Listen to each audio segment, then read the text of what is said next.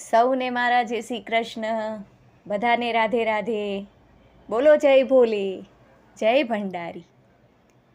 હર હર શંભુ, જય જય શંભુ. શિવ મહાપુરાણનો બીજો ભાગ આજે ફરી પાછું 2 ઘડી આધી ઘડી વાંચીશું અને શ્રી શિવના ચરણોમાં, શિવ ઉમાના ચરણોમાં પાઠને અર્પણ કરીશું. આજથી પેલી વિદ્વેષર સંહિતા ચાલુ કરીશું. આપણે પહેલાં એમની સ્તુતિ કરી લઈએ. ઓમ ત્રંબકમ યજામહે સુગંધિમ પુષ્ટિવર્ધનમ ઉર્વારુકમિવ બંધનાત મૃત્યુર્મોક્ષીયમામૃતાત. એક શિવ જ છે જે આ જન્મમાં સંપૂર્ણ સુખ આપી શકે છે અને પરમ મોક્ષ પણ પ્રાપ્ત કરાવી શકે છે. તો આપણે આવા પવિત્ર શ્રાવણ મહિનો ચાલુ થવાનો છે સોમવારથી, એ પહેલાં જ શિવનું ધ્યાન અને શિવનું સ્મરણ કરીએ. જેને જેને પણ મારી વાણી, મારો પ્રયત્ન ગમે એ બધા જ ભક્તોને લાઈક, શેર અને સબસ્ક્રાઈબ કરવા વિનંતી કરું છું. જેમણે પણ કર્યું એ બધાનો ખૂબ ખૂબ આભાર છે. તો ચાલો આપણે વિદ્વેશ્વર સંહિતા, શિવ મહાપુરાણની પેલી વિદ્વેશ્વર સંહિતાથી ચાલુ કરીએ. ઓમ નમઃ શિવાય. જય સાંબ સદાશિવ, જય ઉમા સહિત ગણપતિ. પધારો મારે ત્યાં કથા સાંભળવા, એવી આરાધના કરું છું, મહાદેવને પ્રાર્થના કરું છું. તો અધ્યાય પહેલો છે વિદ્વેશ્વર સંહિતામાં. મુનિઓના જ્ઞાન સત્રમાં સૂતનું શુભ આગમન, જે આરંભથી અંત સુધી અતિ પાવન, મંગલકારી અને દર્શનીય છે, જેની સમકક્ષ કોઈ પદાર્થ પણ નથી. અજર અમર દિવ્ય આત્મા સ્વરૂપે જે પ્રકાશમાન છે, 5 મુખ થકી શોભાયમાન તથા વંદનીય છે. 5 પ્રબળ કાર્યો એટલે કે જગતની રચના, પાલન પોષણ, સંહાર, અનુગ્રહ અને તિરોભાવ કરે છે. આવા પરમ દયાળુ કલ્યાણકારી દેવ ભગવાન શંકરનું હૃદયપૂર્વક ધ્યાન ધરીને વંદન કરું છું. આ પવિત્ર મંગલકારી ગ્રંથના શુભ આરંભ કાળે મહર્ષિ વેદવ્યાસજીએ પરમ વંદનીય શ્રી ભોળાનાથનું સ્મરણ કર્યું હતું. સંપૂર્ણ વિદ્યાઓના ઈશ્વર, સમસ્ત ભૂતોના આદિશ્વર, બ્રહ્મ વેદના અધિપતિ, બ્રહ્મ બલ વીર્યના પ્રતિપાલક તથા સાક્ષાત બ્રહ્મા અને પરમાત્મા છે, તે સચ્ચિદાનંદમય હંમેશા કલ્યાણ સ્વરૂપ મારા બની રહો. આવા દિવ્યાત્માના મંગલ સ્મરણ સાથે પાવનકારી શિવપુરાણ કથાનો આરંભ કરીએ. ધર્મની પાવન ધજા પતાકાઓ લહેરાય છે એવા પવિત્ર પ્રયાગ તીર્થમાં મહાજ્ઞાની મુનિઓ એકઠા થયા છે. અહીં જ્ઞાનની જ્યોત સર્વત્ર ઓજસ પાથરી રહી છે. ક્ષિતિજે રૂપાળા રવિ સાથે રશ્મિઓ પ્રગટ્યા, તેની સાથે જ જ્ઞાન સત્રનો આરંભ થયો છે. ગંગા યમુનાના તટે ઉત્તમ પ્રકારના વ્રતવાળા, સત્યપ્રિય, સત્યશોધક, દયા અને કલ્યાણના નિધિ સમા તેજોમય મુખારવિંદ ધરાવતા મુનિઓ પધારી રહ્યા છે. આ સઘળા મુનિઓમાં અતિ બુદ્ધિમાન, પૂજનીય અને વંદનીય શૌનક મુનિ પણ હતા. ભાવક ભક્તો આનંદમાં હતા. આ શુભ સમયે વ્યાસજીના શિષ્ય સૂતનું મંગલ આગમન થયું. તેમના આગમનથી મુનિઓના મુખારવિંદ આનંદ અને પ્રસન્નતાથી ખીલી ઉઠ્યા છે. મુનિઓ ઉત્સાહભેર આગળ વધ્યા. એમણે સૂતને આવકાર્યા. સૂતજીએ આસન ગ્રહણ કર્યું. પછી મુનિ શૌનક તેમને સંબોધીને કહે કે હે સર્વના જાણકાર, સર્વજ્ઞ રોમહર્ષણ, તમે પરમ વંદનીય મહર્ષિ વેદવ્યાસના સાનિધ્યમાં રહી ઇતિહાસ, પુરાણ તથા અન્ય વિદ્યાઓનો અભ્યાસ કર્યો છે. તમે પ્રત્યેક વસ્તુથી જ્ઞાત છો. તમારી કથાઓનું પાવન શ્રવણ અમે અગાઉ કર્યું છે, તેથી અમે તૃપ્ત પણ થયા છીએ, પરંતુ એ તૃપ્તિ પૂર્ણ તો નથી જ. હે સદભાગ્યશાળી સૂત, સમગ્ર રીતે અઘોર કલિયુગના પ્રગાઢ અંધારા ઉતરી ગયા છે. આ વાતાવરણમાં લોકો દુરાચાર જેવા પાપના પંથે દોટ દઈ રહ્યા છે. એવા ટાણે ક્ષત્રિય, વૈશ્ય, બ્રાહ્મણ અને શુદ્ર પ્રકારના લોકો પવિત્ર વિચાર ભણી આગળ વધવાને બદલે શાસ્ત્રો અને જ્ઞાનની અવગણના કરી ધર્મ ભ્રષ્ટ બન્યા છે. એ જ પ્રકારે સ્ત્રીઓની પણ દુર્ગતિ થઈ રહી છે. સંતાનો માતા પિતાનું આજ્ઞાનું પાલન કરતા નથી. તેઓ અસંસ્કારના માર્ગે ફંટાઈ રહ્યા છે. હે સૂત, ઉગતા બાળકો ન ભણવાનું ભણી રહ્યા છે, તેમનું આરોગ્ય કથળી રહ્યું છે. આ સ્થિતિ જોઈને અમારું મન વ્યથિત અને દ્રવિત છે. ચિંતાથી અમે ક્ષુબ્ધ છીએ. પ્રજામાં પાપ કર્મનો ઓછાયો ફરી વળ્યો છે. આથી પાપના નાશનો કંઈક ઉપાય બતાવો. મુનિઓ ભાવ વિભોરતાથી વિનંતી કરતા રહ્યા. સૂતજીએ બંધ આંખ કરી ભગવાન શિવનું સ્મરણ કર્યું છે. ક્ષણાર્ધ પછીના મૌન બાદ તે મુનિઓને કહેવા લાગ્યા. સૂતજી કહે છે કે હે વંદનીય પૂજનીય એવા સાધુ મહાત્માઓ, તમારો આ પ્રશ્ન ત્રણેય લોકનું કલ્યાણ કરનારો છે.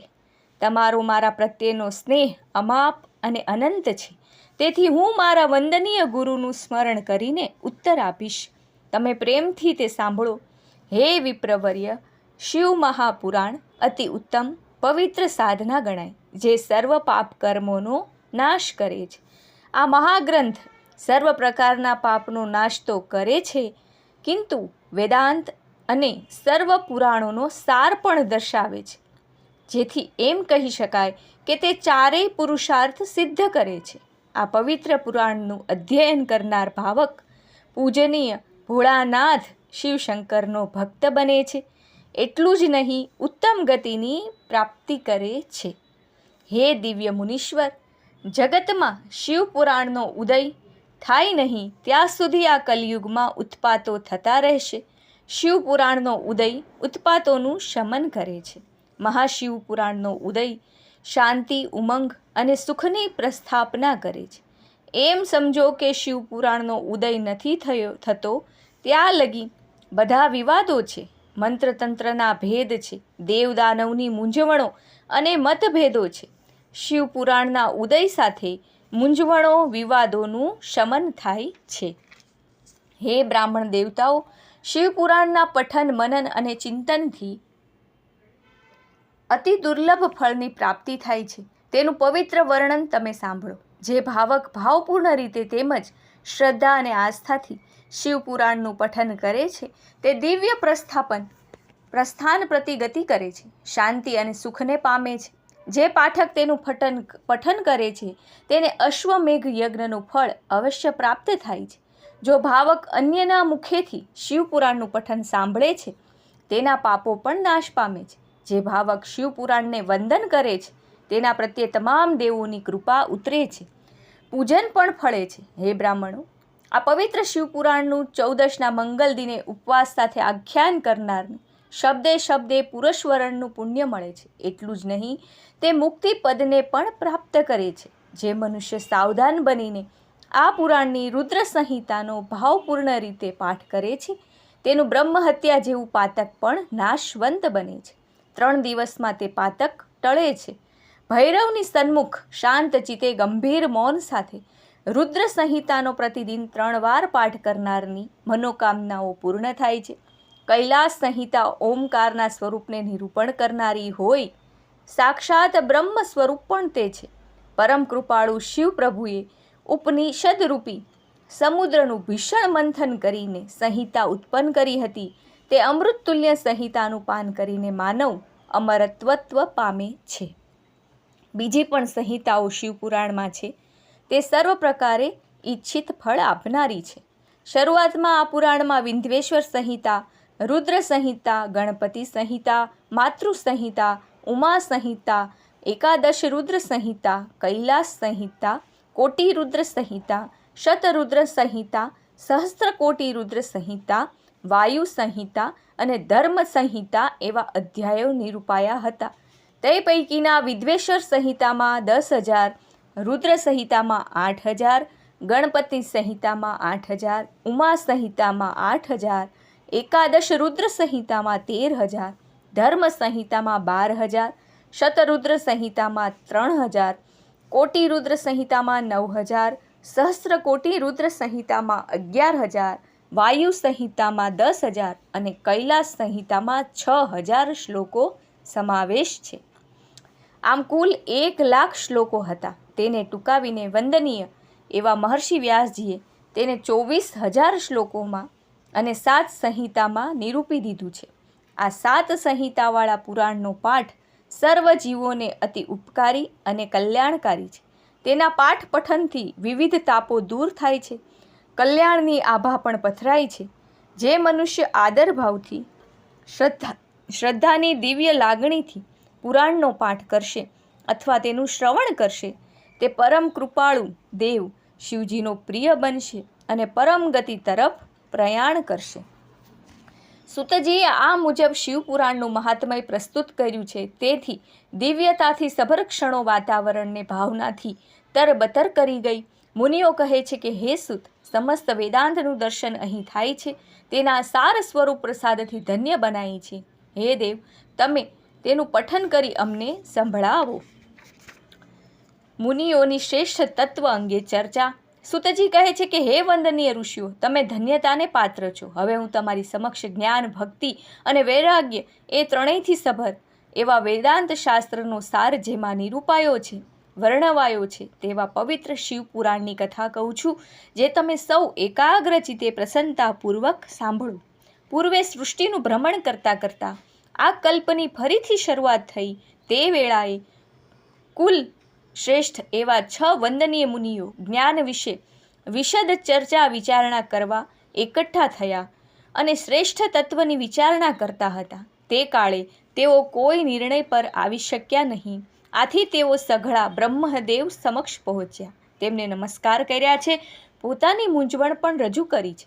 તેઓ નમ્ર ભાવે કહે છે કે હે પિતામહ, સર્વ તત્વોમાં જૂનું અને શ્રેષ્ઠ તત્વ કયું છે તે અમને જણાવશો. બ્રહ્માજી શાંતિપૂર્ણ ભાવે કહે છે કે જ્યાં મન સહિતની વાણી પહોંચી શકતી નથી અને પરત ફરે છે તે સર્વોત્તમ તત્વ છે, જેનાથી સઘળા દેવોનું પ્રાગટ્ય થયું છે. તે મહાદેવ સર્વજ્ઞ અને જગત ઈશ્વર છે. જે રીતે બીજમાંથી અંકુર ફૂટે છે અને એ અંકુર મોટું થાય છે ત્યારે તેના ફળમાંથી બીજ થાય છે, તેમ શિવ પ્રભુની પરમ કૃપા પ્રાપ્ત થાય છે. તેથી હે વંદનીય બ્રાહ્મણો, તમે સઘળા પૃથ્વી પર જાઓ અને ત્યાં જઈને 1000 વર્ષ સુધી ચાલે તેવો યજ્ઞ આરંભો. યજ્ઞના અધિપતિ દેવ શ્રી શિવ ભોલેની કૃપાથી તમને વેદ વિદ્યાના દિવ્ય સારરૂપ સાધન મળશે. બ્રહ્માજીએ આ મુજબ આજ્ઞા આપી એટલે સઘળા મુનિઓ કહે, આપે સાધનની પ્રાપ્તિ કરી તે ઉત્તમ સાધન ક્યું હોઈ શકે? તેની પ્રાપ્તિ માટેની સાધકની યોગ્યતા શું હોઈ શકે તે અમને વિગતે સમજાવો. બ્રહ્માજી કહે કે શિવ પદની પ્રાપ્તિ એટલે સાધ્ય, શિવની ભાવપૂર્ણતા સેવા એટલે સાધન. જેણે નિત્ય નૈમિતિક વગેરે કર્મોના ફળની આશાનો ત્યાગ કર્યો હોય તે સાધક છે. સાધક અંગે વર્ણન કરતા પ્રભુ શંકરે કહ્યું છે કે સાધકે શિવ કથા ભાવ શ્રદ્ધાથી સાંભળવી, વાણી વડે એકલતાથી કીર્તન કરવું તથા એકલીન ભાવે શિવનું ધ્યાન ધરવું. આ પ્રમાણે સાધના કરીને શ્રેષ્ઠ સાધન મેળવો. પ્રથમ ગુરુના મુખે આ પવિત્ર કથાનું શ્રવણ કરો, ત્યાર પછી કીર્તન કરવું, ત્યારબાદ મનન કરતાં કરતાં ક્રમશઃ ભાવપદને પ્રાપ્ત કરવું. આ પ્રકારનો અભ્યાસ સાધકને અઘરો લાગશે, જોકે છેવટે આદિથી અંત સુધી સઘળું કલ્યાણકારી અને મંગલમય બની રહેશે. શરીરની વ્યાધિઓ મટશે, સાધકને દિવ્યાનંદની પરમાનુભૂતિ થશે. ત્યાર પછી બ્રહ્માજી મુનિશ્રીઓને શ્રવણ, મનન અને કીર્તનની વિગતો વિશે વિશદતાથી સમજૂતી આપતા કહે છે કે ઈષ્ટનું ભાવપૂર્ણતાથી પૂજન કરવું, નામ જપ કરવા તથા તેમના ગુણો, લીલા ને રૂપની સતત નિતાંત શોધ પ્રક્રિયા કરવી તે મનન છે. શિવજીના રૂપ, ગુણ, લીલા, પ્રતાપ અને નામોનું ગાયન રૂપે અથવા મંત્રોચ્ચાર થકી તેમજ વાણી થકી સ્તવન કરવું તે કીર્તન કહેવાય. સજ્જનો, પંડિતો, જ્ઞાનીઓના સમાગમથી પ્રથમ શ્રવણ લાભ પ્રાપ્ત થાય છે, પછી જ તેનું કીર્તન થાય છે. બ્રહ્માજીએ આ મુજબ સમજાવીને એક દ્રષ્ટાંત રજૂ કર્યું છે. ઓમ નમઃ શિવાય. અહીંયા આપણે પાછા વિશ્રામ લેશું. કાલે ફરીથી શિવપુરાણનો થોડો ભાગ આગળ વધારીશું. બોલો હર હર મહાદેવ, પાર્વતી પતે હર હર મહાદેવ હર. જય જય શ્રી રાધે.